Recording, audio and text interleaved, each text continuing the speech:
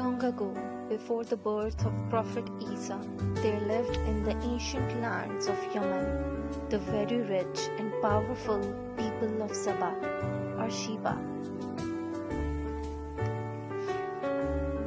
The largest city of the region was Marib.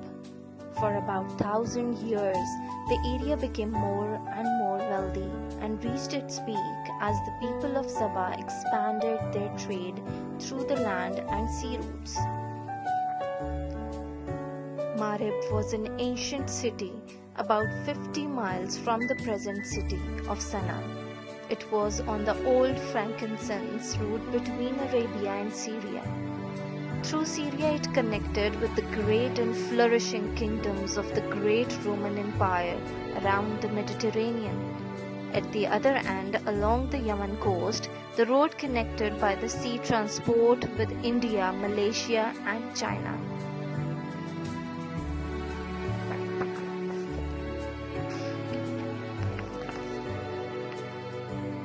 The people of Saba were very hardworking. They constructed a huge dam. This dam was called the Marib Dam or Sad al-Marib.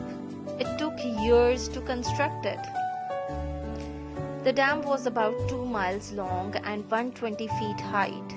The people of Saba, with their great skills, made it into the best example of engineering of their times. This dam brought great wealth to the area.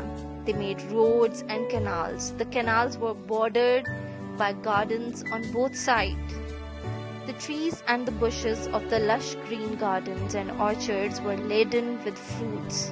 The gardens and fields, well watered by streams, produced a variety of fruits, spices, and frankincense.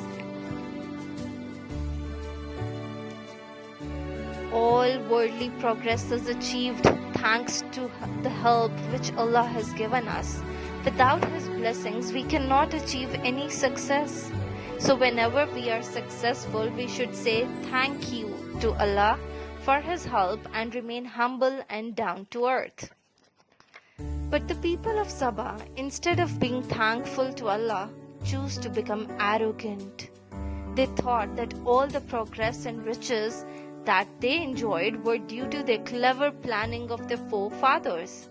Why so ably built the great dam of Marib? They forgot to thank Allah. They become proud and haughty.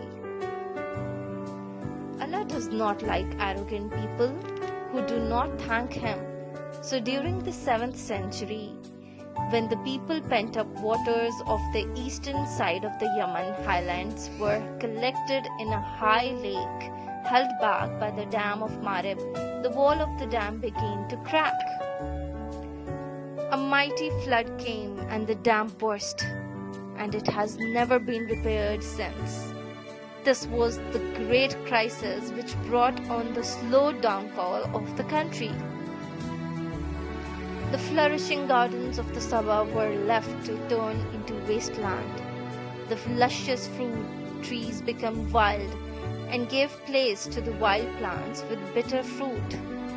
The feathery-leaved tamarisk, which is the only good for twigs and waterwork, replaced the sweet-smelling plants and flowers. Wild and stunted kinds of thorny bushes, while the wild lote tree, which were good for neither fruit nor shadow, grew in place of the pomegranates, the date palms, and the grapevines. This punishment of the people of Saba was an example to all mankind. It reminds us that we should always be thankful to Allah for His blessings and never become arrogant and proud over our success. All success comes only with the help of Allah.